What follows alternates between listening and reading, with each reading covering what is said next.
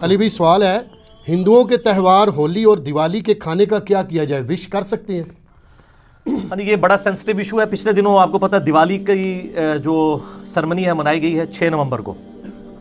یہ ہندوؤں کے ہاں دو بڑے تہوار منائے جاتے ہیں، ہولی کا اور دیوالی کا۔ اسی طریقے سے کرسچنز کے ہاں بھی یعنی کرسمس کا تہوار منایا جاتا ہے، اور بھی غیر مسلم کے ہاں تہوار منائے جاتے ہیں۔ اور خصوصاً جو لوگ دوسرے ملکوں کے اندر مقیم ہیں، ہمارے یورپ میں، امریکہ کے اندر، ان لوگوں کو زیادہ تر یہ ایشو ہوتا ہے کہ اب ظاہر ہے کہ وہ ایک ہی آفس میں کچھ ہندو کام کر رہے ہیں، کچھ کرسچنز کر رہے ہیں، کچھ مسلمز ہیں، وہ عید بھی وش کرتے ہیں، تو مسلمان اس وقت تو خیر مبارک بڑے شوق سے لے لیتے ہیں، اور جب کرسمس کی یا ہولی یا دیوالی کی باری آتی ہے اس وقت پھر ہمیں ہی میز کر رہے ہوتے ہیں کہ جناب کیا کیا جائے۔ تو یہ اب اصولی بات اس حوالے سے سمجھ لیں۔ پہلی تو بات یہ کہ as far as human dignity is concern, تو اس دنیا میں جتنے بھی لوگ آباد ہیں، ہیومن ڈگنیٹی میں آپ نے ان کی عزت کرنی ہے، چاہے وہ جیوز ہوں، کرسچنز ہوں، مسلمز ہوں، ہندو ہوں، بدھ مت کے رہنے والے لوگ ہوں، ان سب کے سب لوگوں کے ساتھ کھانا پینا بھی جائز ہے اگر کھانے والی چیز حلال ہو، ٹھیک ہے؟ ایک پلیٹ میں بھی آپ کھا سکتے ہیں، کوئی اسلام کے اندر اس کی ممانعت نہیں ہے۔ اب رہا یہ ان کی مذہبی ایکٹیویٹیز کا تعلق، تو چونکہ یہ زیادہ تر مذہبی ایکٹیویٹیز شرک کے اوپر مبنی ہیں، شرک کے ساتھ اسلام کو آپ کو پتہ ہے ایک خاص مزاج ہے۔ شرک is the most sensitive issue in the sight of Allah. قرآن حکیم میں کم از کم 2 دفعہ یہ آیت ریپیٹ ہوئی ہے، سورہ النساء کے اندر 116 اور 48 نمبر، ان اللہ لا یغفر ان یشرک بہ ویغفر ما دون ذلک لمن یشاء۔ بے شک اللہ اس گناہ کو تو معاف نہیں کرے گا کہ کوئی اللہ کے ساتھ کسی قسم کا شرک کرے، اس کے علاوہ ہر گناہ معاف کر دے گا۔ دنیا میں جتنے بھی گناہ ہیں وہ شرک کی ہی درخت کے آپ سمجھ لیں شاخیں ہیں کسی نہ کسی فارم میں، اور جتنی دنیا میں نیکیاں ہیں وہ توحید کے شجرہ مبارکہ کی شاخیں ہیں۔ یہ جو مذہبی ایکٹیویٹیز ہیں دوسرے مذاہب کی، چاہے وہ جیوز کی ہوں، کرسچنز کی ہوں یا ہندوؤں کی ہوں، یہ زیادہ تر شرکی ایکٹیویٹیز ہیں۔ اب وہ شرکی ایکٹیویٹیز کے اندر مسلمان تو حصہ لے ہی نہیں سکتا۔ پھر کھانے پینے کا جو تعلق ہے، اگرچہ ان شرکی ایکٹیویٹیز کا کھانا پینا حلال بھی ہو، یعنی کوئی سبزی پکا کے لے آتا ہے، لیکن چونکہ وہ جس نام پر ہو رہی ہے نا وہ شرک والا معاملہ ہے، تو اس لیے اسلام اس کو انڈورس نہیں کرے گا۔ قرآن حکیم میں اگر آپ سورۃ المائدہ پڑھ کے دیکھیں نا، تو غیر اللہ کے نام کا جو کھانا ہے، اللہ کے علاوہ کسی اور کی تقرب کے لیے یا اس پہ غیر اللہ کا نام بولا گیا ہو، اعوذ باللہ من الشیطان الرجیم، آیت نمبر ہے 3 سورۃ المائدہ کی، اللہ تعالیٰ فرماتا ہے حرمت علیکم المیتہ، تمہارے لیے حرام کر دیا گیا ہے مردار، والدم، اور بہتا ہوا لہو، یعنی جو ذبح کے وقت جانور کا خون نکلتا ہے نا، یہ خون ہے تو پاک ہے لیکن پینا حرام ہے۔ اسی طریقے سے شراب جو ہے کپڑوں کو لگ جائے تو کپڑے ناپاک نہیں ہوں گے، لیکن شراب پینا حرام ہے، اسپرٹ ہو جائے، الکوہل ہو جائے۔ اسی لیے ہم وہ کہتے ہیں کہ آپ اسپرٹ والا جو الکوہل والا پرفیوم بھی استعمال کر سکتے ہیں، وہ آپ پی نہیں رہے ہوتے۔ وَلَحْمُ الْخِنزِيرِ، اور خنزیر یعنی سور کا گوشت، پگ کا گوشت، یہ اصل میں ایک ایشو ہے کہ یہ ایسا جانور ہے جو سبزی خور بھی ہے، گوشت خور بھی ہے۔ ویسے سارے سبزی خور جانور جو ہیں، جو بہیمۃ الانعام ہیں، وہ حلال ہیں، لیکن اس کے بارے میں جب پوچھا گیا کہا گیا نہیں یہ حرام ہے۔ 3 چیزیں ہو گئیں، مردار اور لہو بہتا ہوا اور خنزیر کا گوشت، وما اہل لغیر اللہ بہ، اور جس کے اوپر ذبح کے وقت غیر اللہ کا نام لیا جائے، غیر اللہ کے تقرب کے لیے ہو۔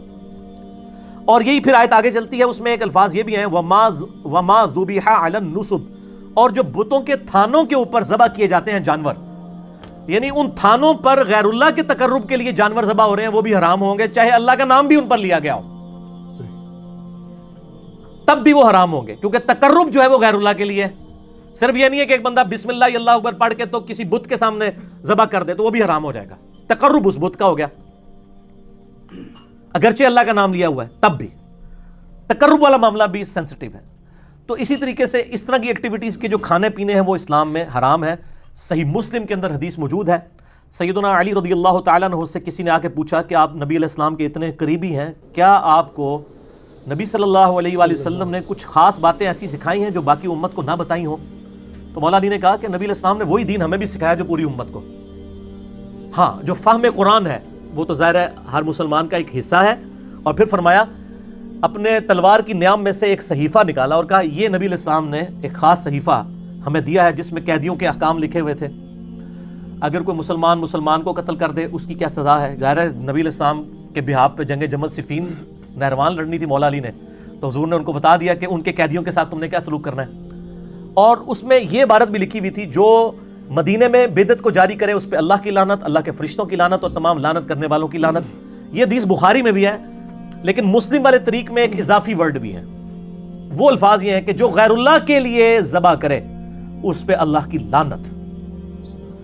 تو یہ جو ایکٹیویٹیز ہو رہی ہوتی ہیں، اب کرسمس کے اوپر ان کا عقیدہ ہے خدا نے بیٹا جنا، ہمارے نزدیک یہ شرک ہے. اب اس کے اوپر جو کھانا آئے گا وہ حلال بھی آ رہا ہوگا تو تقرب کسی اور کا ہوگا، اس لیے اس سے بچنا ہوگا. اور آپ لوگوں کو ایجوکیٹ کریں، ان سے نفرت نہ کریں، ان کو بتائیں کہ بھئی ہم گاڈ اورینٹڈ ہیں، آپ کی کتابوں میں بھی شرک حرام ہے. ہم ان ایکٹیویٹیز کو اس لیے سپورٹ نہیں کرتے کہ اس میں شرک ہے. اگر آپ شرک چھوڑ دیں اور شرک کے بغیر آپ کرسمس کے بارے میں کوئی صحیح عقیدہ رکھ لیں، حضرت عیسیٰ علیہ السلام کی پیدائش کے دن کو ایک انسان کی پیدائش کا دن سمجھیں، تو اس پہ آپ ہمیں کوئی لنگر بھی لا کے دے دیں اللہ کے نام کا، ہم کھا لیں گے، کوئی مسئلہ نہیں ہے، ہمیں کوئی چڑ نہیں ہے. ہندوؤں میں بھی اگر آپ دیکھیں جو آریہ سماج کے لوگ ہیں، یعنی وہ تو بالکل یعنی اورینٹڈ ون گاڈ کے گرد ہیں. وہ تو یعنی ان کی کتابوں میں بھی خدا کا اسٹیچو بنانا، بت بنانا، تصویر بنانا حرام ہے. اور ڈاکٹر ذاکر نائک نے پوری ویڈیو ریکارڈ کرائی ہے نا، سملیرٹیز بٹوین ہندوازم اینڈ اسلام. اردو میں بھی ہے اور انگلش میں بھی. آپ دیکھیں کہ ان کی کتابوں میں کس طرح کی توحید موجود ہے. تو ہندوؤں نے اگر اپنی توحید چھوڑ دی اور شرک اڈاپٹ کر لیا تو ان کو بتایا جائے بھائی آپ کی کتابوں میں تو یہ توحید لکھی ہے، ہم تو آپ کی کتابوں کی توحید کی وجہ سے آپ کے اس کھانے سے وائٹ کر رہے ہیں. یہ جواب دیں، قرآن سے بعد میں دیں. تعالوا الی کلمۃ سواء بیننا وبینکم، آؤ اس بات پہ اکٹھے ہو جائیں جو تم میں اور ہم میں کامن ہے.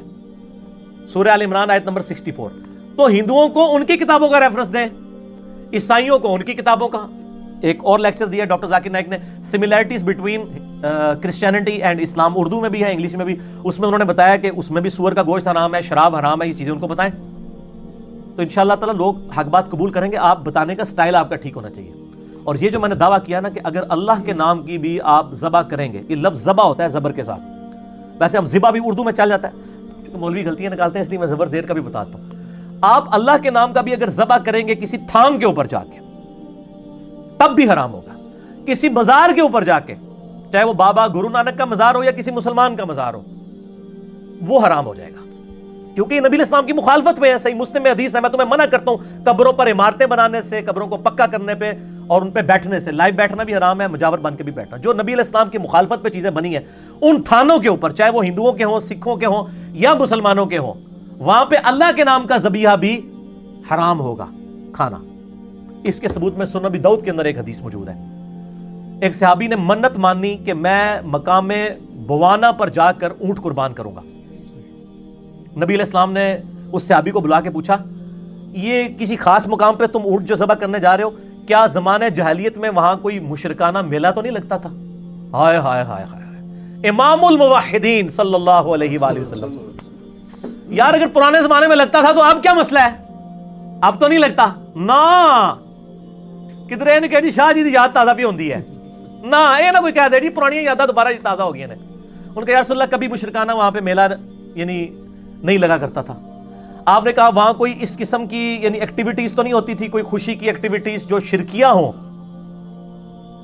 تو کہا نہیں یا رسول اللہ صلی اللہ علیہ وسلم. تو پھر آپ صلی اللہ علیہ وسلم نے ان کو اجازت دی اور فرمایا کہ خدا کی نافرمانی میں جو منت ہے وہ پوری نہ کی جائے، اور وہ منت بھی پوری نہ کرو جس پہ تم اختیار نہیں رکھتے ہو. بعض اوقات ایک بندہ جناب منت مان لیتا جی میں روزانہ 100 نفل پڑھوں گا. اب یہ تو بڑا مشکل کام ہے، تو ایسی منت کو پھر توڑ دینا ہوگا. اور ایسی جو منت کا کفارہ وہ بخاری اور مسلم میں ہے کہ منت کو توڑنے کا کفارہ وہی ہے جو سورۃ المائدہ آیت نمبر 89 میں قسم کو توڑنے کا کفارہ آیا ہے. ایک غلام آزاد کرو، غلام نہیں آزاد کر سکتے تو تم 10 مسکینوں کو کھانا کھلاؤ. اگر نہیں کھلا سکتے یا 10 مسکینوں کو کپڑے لے کے دو. اگر یہ نہیں کر سکتے یعنی بہت غریب ہو تو پھر تم مسلسل 3 روزے رکھو. یہی کفارہ ہے منت توڑنے کا بھی. منت آپ توڑ بھی سکتے ہیں اور قسم توڑنے کا بھی. تو نبی علیہ السلام نے فرمایا جس پہ تمہارا اختیار نہیں، جو مشکل ہو جائے، تمہارے بس سے باہر ہو جائے، وہ بھی منت پوری نہ کرو، اور اللہ کی نافرمانی میں بھی اپنی اس منت کو پورا مت کرو. اور جہاں تک تعلق ہے نا مشابہت اختیار کرنے کا، وہ ابو داؤد میں حدیث ہے جس نے جس قوم کے اندر مشابہت کی وہ اسی قوم میں شمار کیا جائے گا. یعنی اگر کوئی ریلیجس ایکٹیویٹیز میں حصہ لیتا ہے نا ہندوؤں کی، تو اللہ اور اس کے رسول کے ہاں وہ ہندو شمار کیا جائے گا، چاہے وہ مسلمان بھی ہو، اس کی داڑھی بھی ہو. مذہبی ایکٹیویٹی، کوئی شخص گلے میں سلیب لٹکا لے، ماتھے پہ سندور لگا لے, ہاتھ میں راکھی باندھ لے, یا سکھوں والا کڑا پہن لے, ٹھیک ہے, جو مذہبی ایکٹیویٹی ہو, مذہبی ایکٹیویٹی کو فالو کرنا اس قوم میں شمار ہوگا. اس طریقے سے ہولی, دیوالی اور یہ آپ کی کرسمس ہے, یہ چونکہ مذہبی ایکٹیویٹیز ہیں, ان کو آپ نے اوائڈ کرنا ہے, لیکن اخلاقیات کے دائرے میں, بدتمیزی نہیں کرنی, اور ان کو اپنا سینسٹیو ایشو بتانا ہے ان کی کتابوں سے کہ تم تو اپنے دین کو فالو نہیں کر رہے, تمہارے دین کو بھی ہم ہی فالو کر رہے ہیں, اور ہم اپنے دین کو بھی فالو کر رہے ہیں. قرآن سے نا ان کو بتائیں, سب سے پہلے ان کو تعالوا الی کلمۃ سواء بیننا و بینکم, ان کو بتائیں کہ خدا کے ساتھ آپ کی کمٹمنٹ ہونی چاہیے. ہم چونکہ مسلمان خدا اورینٹڈ ہیں, اس لیے ہم ہولی, دیوالی یا کرسمس کے اوپر جو آپ وش کرتے ہیں, یہ چونکہ شرکی ایکٹیویٹیز ہے, اس لیے ہم آپ وش نہیں, آپ اس کے علاوہ وش کریں. اگر کوئی انڈیا کی ٹیم کبھی کرکٹ میچ جیتتی ہے تو آپ خوشی میں ٹافیاں بانٹتے ہیں, تو مسلمان بھی کھا لیں گے, کوئی مسئلہ نہیں ہے, ٹھیک ہوگا, ہمیں کوئی اعتراض نہیں ہوگا, یہ مذہبی ایکٹیویٹی نہیں ہوگی. ونس جب آپ مذہبی ایکٹیویٹی کریں گے, کفار کے ساتھ مشابہت ہوگی, وہ بڑا پھر سینسٹیو ایشو ہو جائے گا.